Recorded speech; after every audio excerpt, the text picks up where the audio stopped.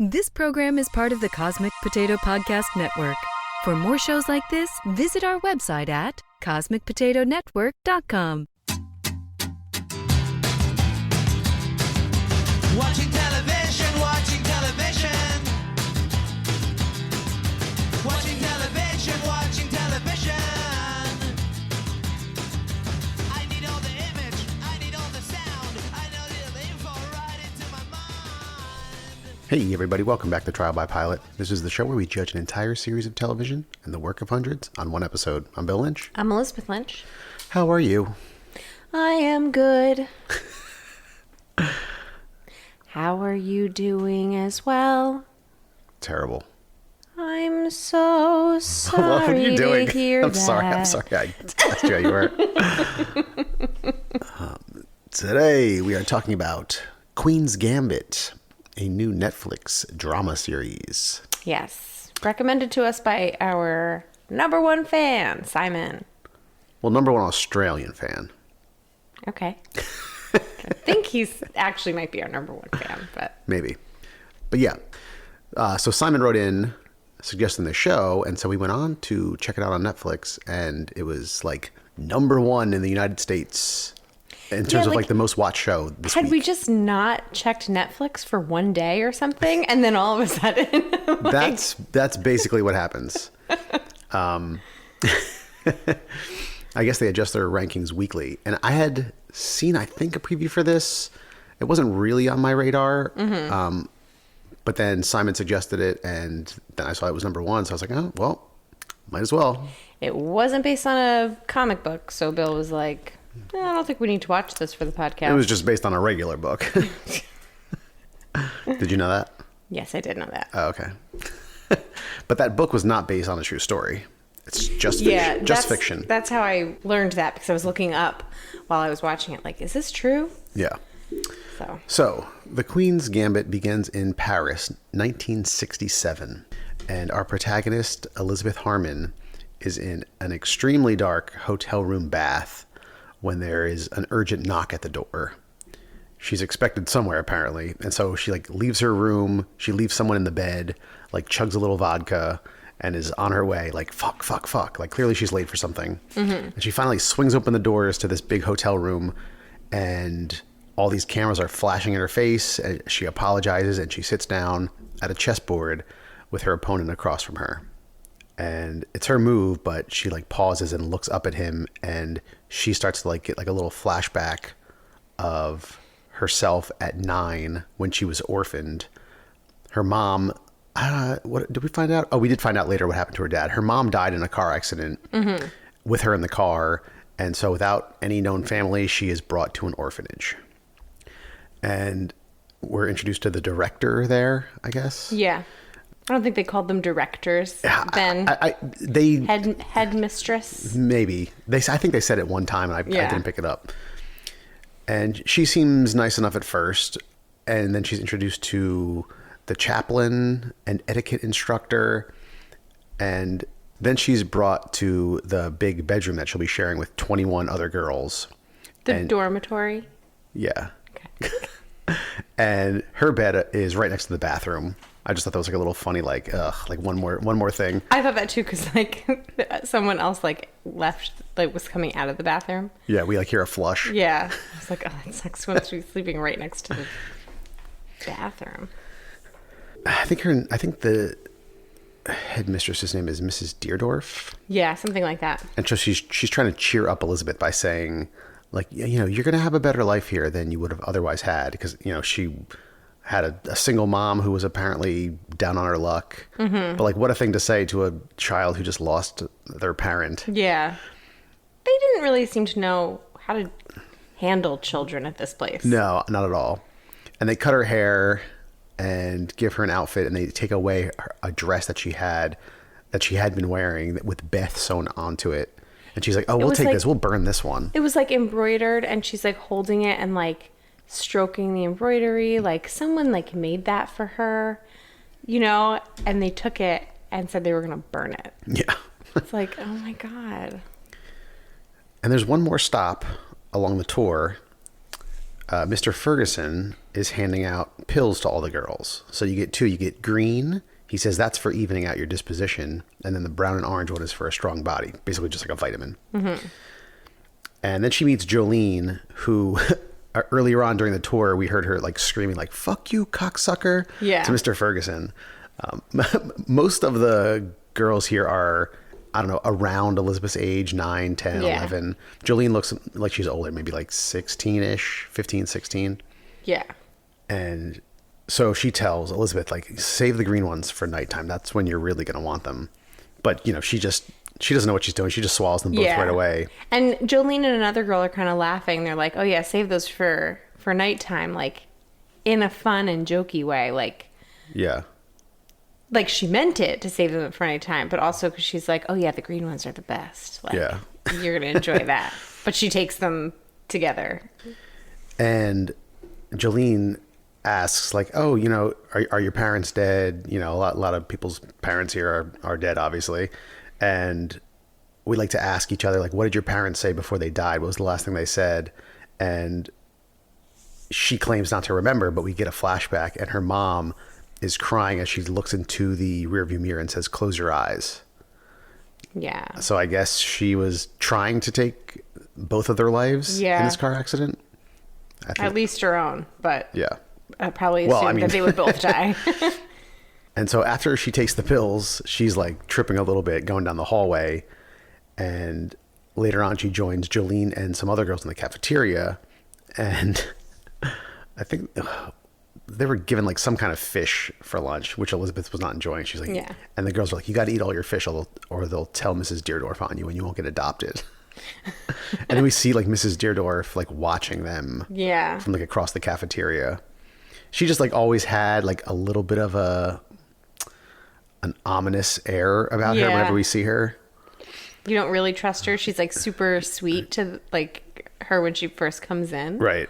But now did they call her Beth or Elizabeth in this? You keep saying Elizabeth, but I thought they called her Beth. I think at different times they called her both names. Yeah. Oh, okay. And so at night, of course, she's struggling to go to sleep. She doesn't have the green pill. And she has a flashback, or she has memories of her father coming to their trailer, but the mom's not letting him in. And they're just like screaming at each other through the door. And eventually he drives off after like glancing at her through the window and then just leaves. And that's probably the last she saw of him. And the mom is collecting all of her belongings and burning them. And at one point we see Elizabeth picks up a book. I don't know if it was a book or her thesis, but it was her mother's, and it had her mom's name with a PhD. And I think it must have been her thesis, but it was some kind of a math. Yeah, mathematics. Yeah. So her mother's a genius, basically. This is what I got from it. And I think maybe it's because I've seen other things like stories like this, where like there's just someone who like cannot function in real society, but they are a math genius. Okay. I've seen proof a couple times. Okay. And so the next day is the first day of class at the orphanage, and the teacher asks Beth, you know, if she's already done with this assignment, because all the girls are just like have their heads down and Beth is just sitting there. And so the teacher picks up the paper and is clearly surprised by whatever is on there. I assume that she finished the assignment very quickly. Right. Do you know who that teacher was?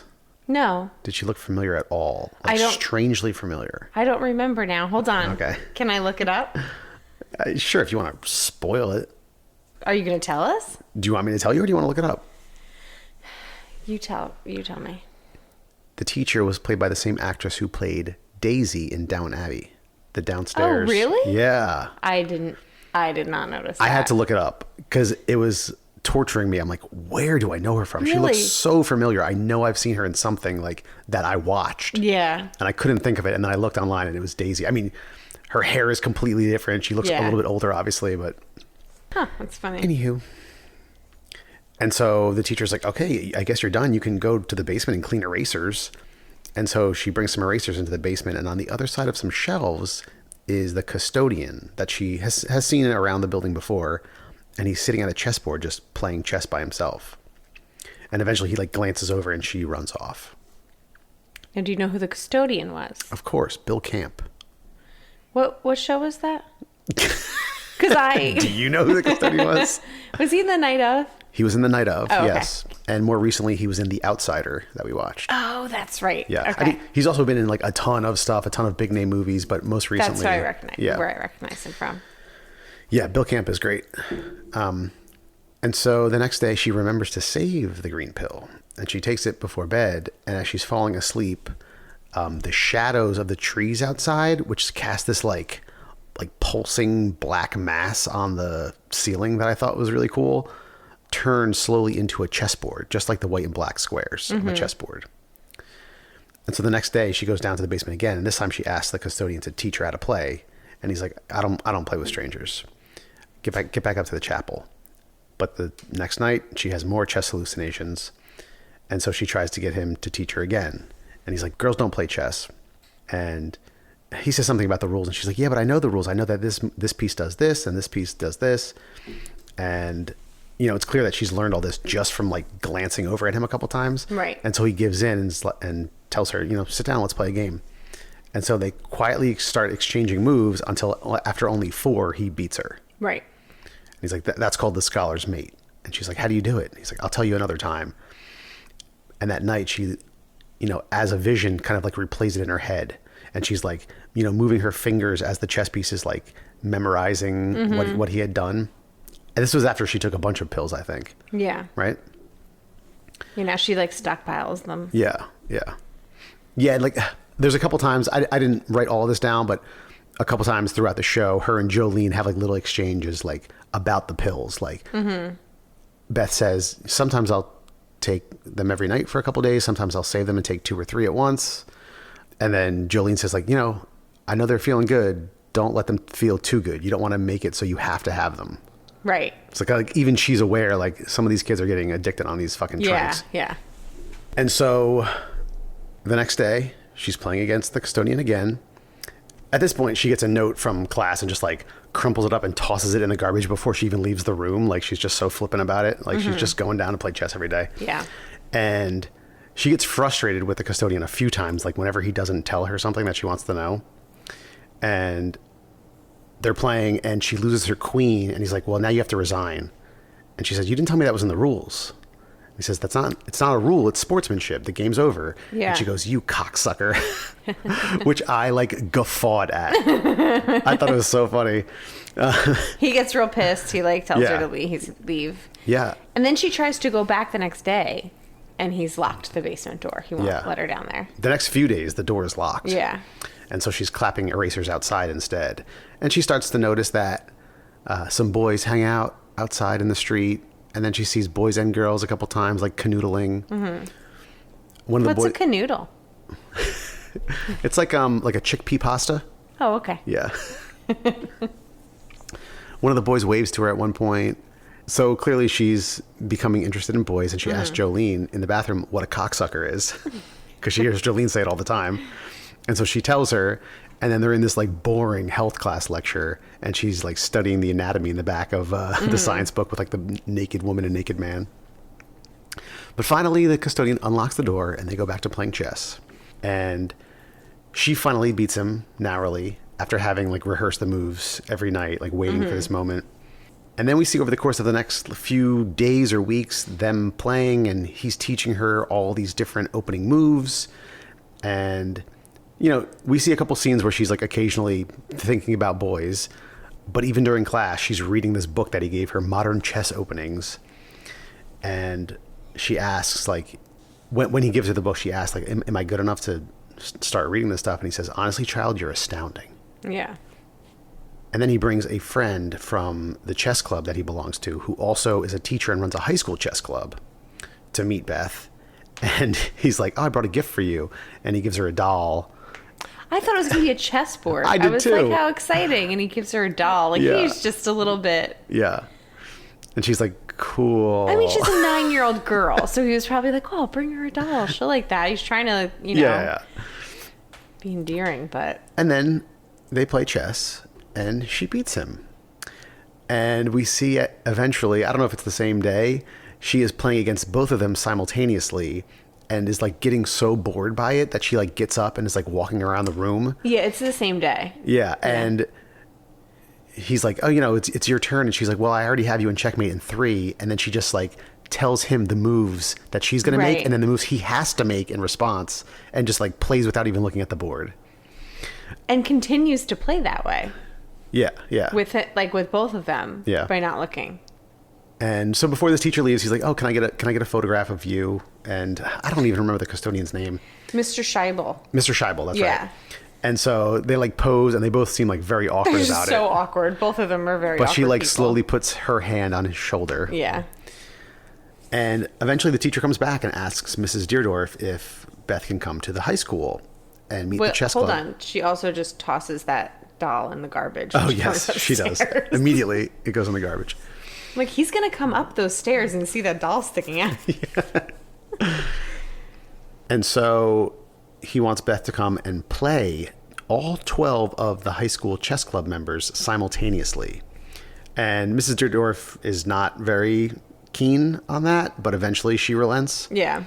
You know, he has to promise to have another girl student there as a chaperone, and, you know. Yeah. But she does tell Beth, like, listen, you're not allowed in the basement anymore. There's a chessboard in the game closet. If you like to play chess, you can't be playing chess with the custodian in the basement. Yeah. It is weird. It is weird. I mean, there's nothing weird going on. But I don't it's a entirely strange disagree with thing. Mrs. Deerdorf. Then we find out that there's a new state law.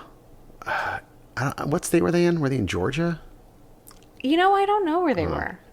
But anyway, kids are no longer allowed to be given tranquilizers. When she said that, I was like, oh, holy shit, they were giving them tranquilizers? I mean, those are big pills to be giving children. And- like, I'd have trouble swallowing that And pill. they gave Beth one like the hour she showed up. They had no idea if she Yes. was going to be an issue. Like, to even your dispensation? To even your disposition? Yeah, I mean, it's very shady. Her playing chess in the basement was the least of their problems. Yes, You know what I mean? yes. Like, But when Beth finds this out, she's a little panicked because she clearly is addicted to these pills. Yeah. And she's like asking Jolene about it and asks if she's going through withdrawal. And, you know, she's completely out of pills when the teacher comes to pick her up to go play this chess game. But Jolene sneaks her 2 pills that she had been saving. Mm-hmm. And so she goes to the school, and it's, you know, 12 boys who like try to stare her down a little bit. right. And she plays all 12 of them simultaneously and beats every single one of them as like some other classmates come into the room to watch. And she recounts it all to the custodian as she's like eating some chocolate that she won from the teacher.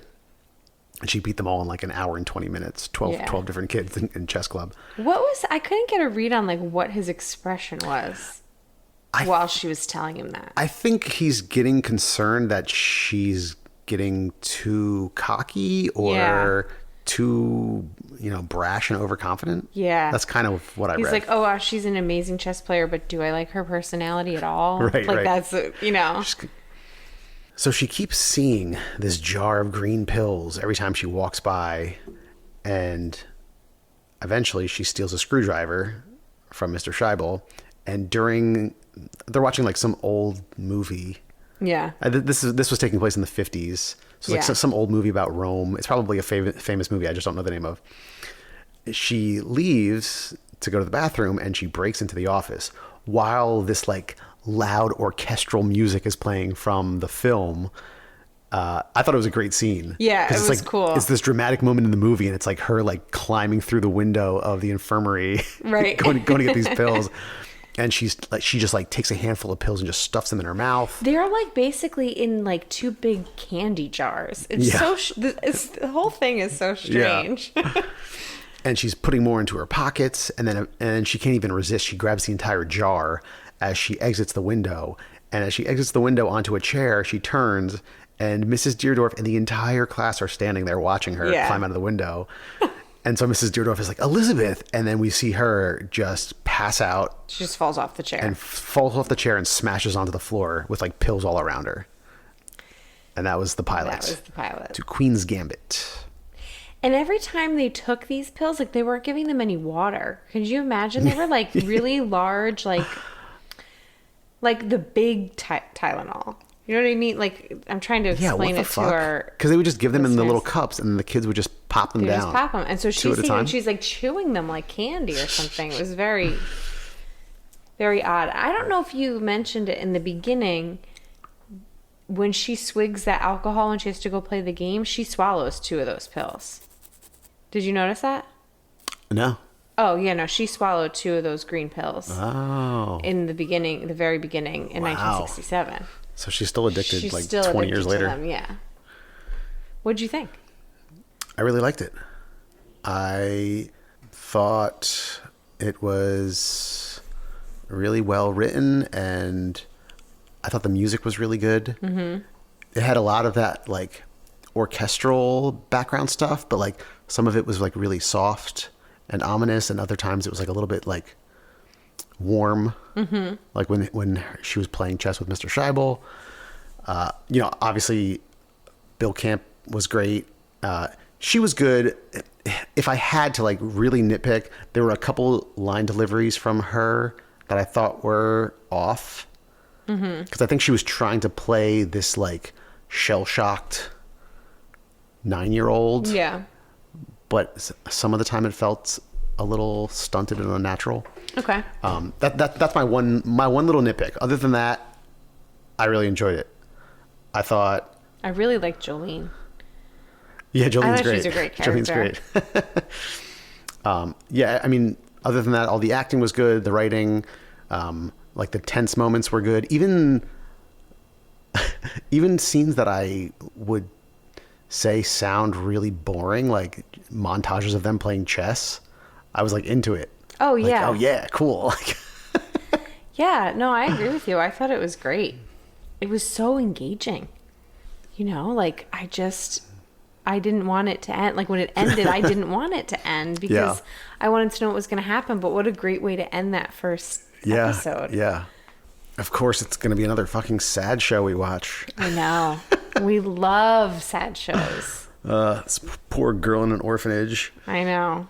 Addicted to tranquilizers. Yeah, because her mom committed suicide and tried to kill her too. Right. Jeez. Yeah, I don't know what else to say because I really don't have many critiques of it. Yeah, I don't have any criticisms of this show. I'm gonna watch it. I think I'm gonna keep watching it. I think I am too. I think it's. Well, I was gonna say I think it's short, but I've been confusing shows because I look at so many of them. So, all right, I think we both recommend this, right? Yeah, definitely.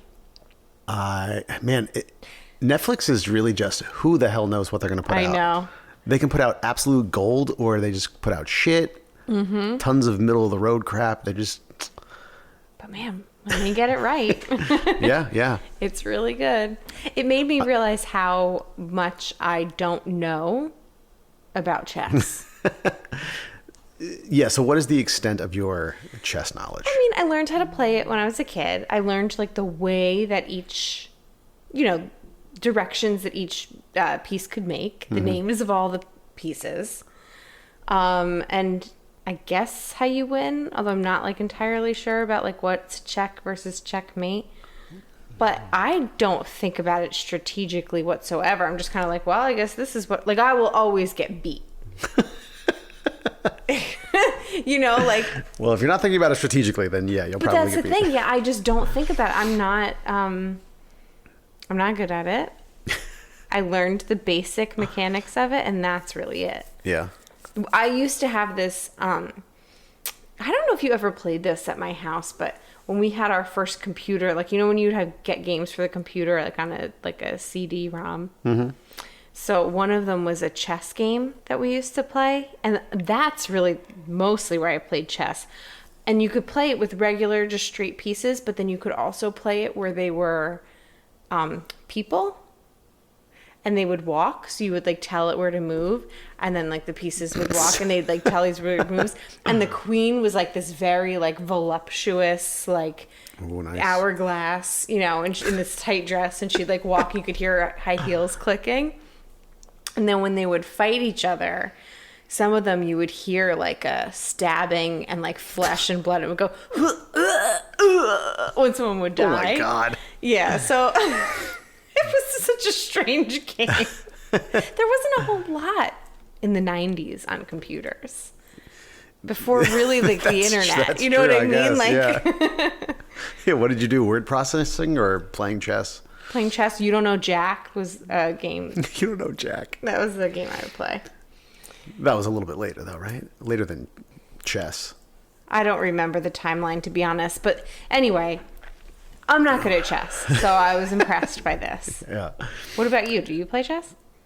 We've No. never played it together. I haven't played in a very long time. I know how to play. I mean, I think my knowledge is pretty basic. I know that there are like known moves and strategies, but I don't know what they are. Yeah. I know that the squares have names. I don't know what they are. You know, Yeah. Like, you hear people say like knight to rook 3. I don't know where that is on the board. You Right. know, my friends that I play board games with sent around something that now 4D chess exists. And is I that? couldn't even read the full article. So like, you know, obviously chess on a board, and then there's 3D chess where you're like playing on multiple levels of a board. And now there's 4D chess where you can like rewind moves and like time travel, quote unquote. And like none of us could grasp it. We were like, this sounds so ridiculous. Like, I'm just not. Why does this have to exist? Well, this is for geniuses who are playing chess. So they're like, Yes. I'm not Yeah, gonna play people on that have, this like- 1-2-dimensional board. Right. Like, People that have mastered chess are like, what if we could transmit pieces from the future to help us? remember that episode of Saved by the Bell where Screech had to play that like guy, that Russian high school kid, in like a chess tournament? No. I don't. That was also all I knew. Also, I was talking about John Carpenter's The Thing during our Halloween episode, and there's a great scene of Kurt Russell. You know, they're on this Arctic base with like nobody else around, and he is playing a game of computer chess like against this computer that in the 1980s was probably like tens of thousands of dollars. It was like a government thing, and the machine beat him. And he's like, "You cheating bitch!" And he pours his scotch into the machine and like fries it. Oh my god. Kurt Russell's great in that movie. That was like peak Kurt Russell. Yeah. What? Hold on. What? I'm trying to look up my favorite Kurt Russell movie. Big Trouble in Little China? No. Because he's great in that too. Was he in Captain Ron? Yeah. Okay, yeah, that's my favorite. That's your favorite Kurt Jesus. He was in Tombstone, Big Trouble in Little China, The Thing, and Captain Ron is your favorite. Captain Ron is a great movie. Who else was in that? Oh my gosh, where can we watch that? Is that streaming anywhere? Was he in Captain Ron? He was in Overboard. Oh no, he was in Captain he's in Ron Captain too. Ron. Yeah. Martin Short, Martin Short? What about Martin Short? he was in that. Okay. Sorry, I'm just looking up the Wikipedia. All right, so Queen's Gambit, we both recommend it. We both are going to watch it. So we're about to finish Haunting of Bly Manor. Mm-hmm.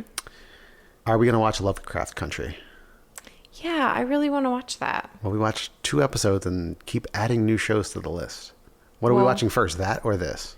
I think Lovecraft Country we should watch first. Whoa. Because I think we And should... let this fade into obscurity? And No, we'll I forget think about we it? should finish it. Yeah, I guess let's check how many episodes each one has. Yeah. And how long I've just they are. heard so many good things about Lovecraft Country that it's such an excellent show. I don't want to just not watch it. I'm still hearing good things about it like months later. We have to finish that one. Yeah. All right. We'll see if we get around to Queen's Gambit. And then, I'm doing great now on my lunch break of watching shows. Like I started watching Emily in Paris, and I like a quick little thing. And I was like, oh, I can watch an episode on my lunch break, and it's like just a nice little escape. I can't really go. No one's eating together at lunch now. Like yeah. it's been cold this week, so I haven't gone outside. So I just like sit by myself, Sweet. watch this like cute dumb show. You know. Cute, dumb show. Would I like it? I don't know.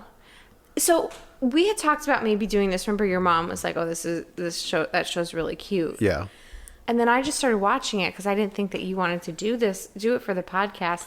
I don't think it would have been a great podcast episode, to be honest. I don't think it was a great pilot. Okay. I think it probably would have been like a boring episode for us. Like not much to say, but I thought it was like somewhat cute, and it's like 25 minutes long. Yeah. So I started watching it a little bit more, and I like it. It's contrived and silly. The whole like setup about why she ends up in Paris is contrived and dumb. It's got like, you know, she accidentally orders croissants with a side of condoms. You know, all those like lost in translation God. things. You know what I mean? I mean, they don't give her the condoms. The waiter gets offended. They don't like. Now, that is a show I would watch. But you know, she like. Wouldn't that be great if one of these kinds of shows, like where you know everything that's coming, Right. if they just like subverted every expectation and like actually went through with those things, like brought her out a plate Right. of condoms. That would be great.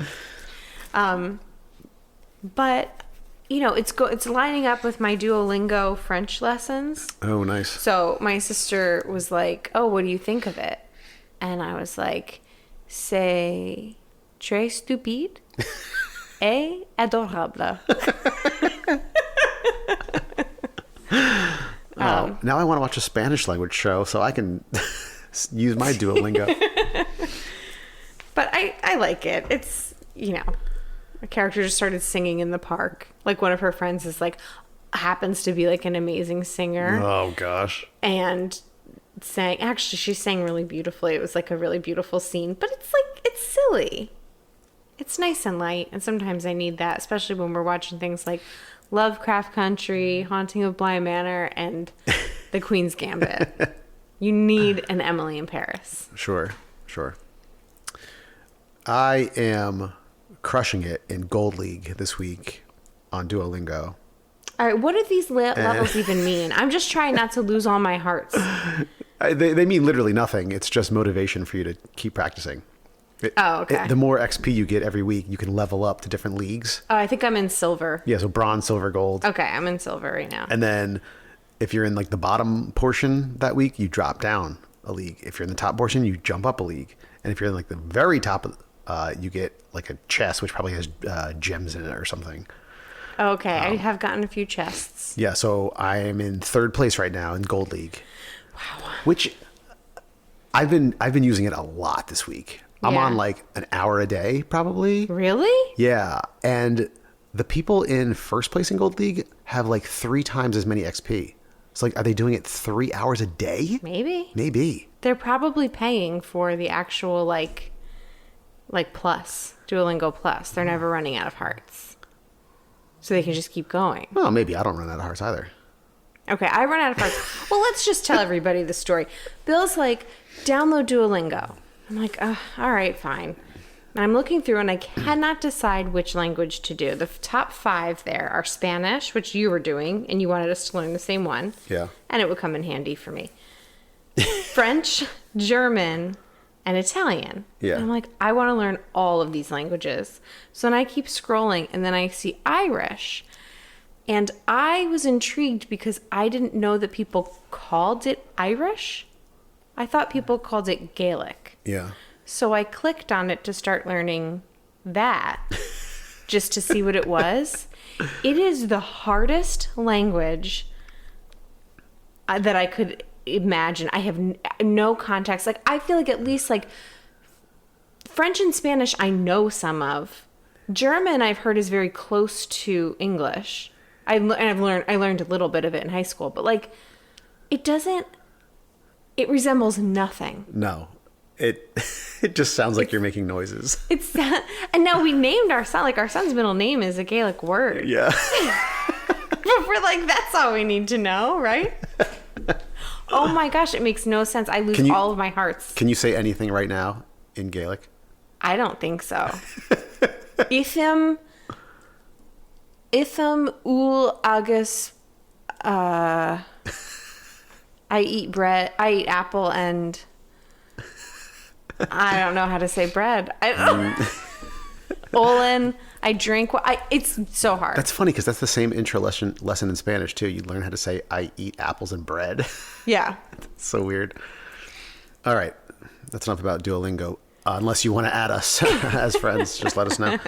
I'm Elizabeth Anna Rose. I'm Bill Tacular. Sorry, Eliz Anna Rose. Ooh. All right, everybody. If you have suggestions on shows for us to watch, you can email us at trialbypilot@gmail.com.